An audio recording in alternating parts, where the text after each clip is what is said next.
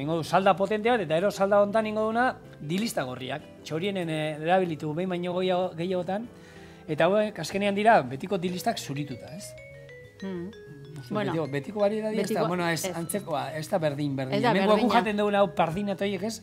Baina, bueno, dala, dilista zuritua diela. Hori da, bai.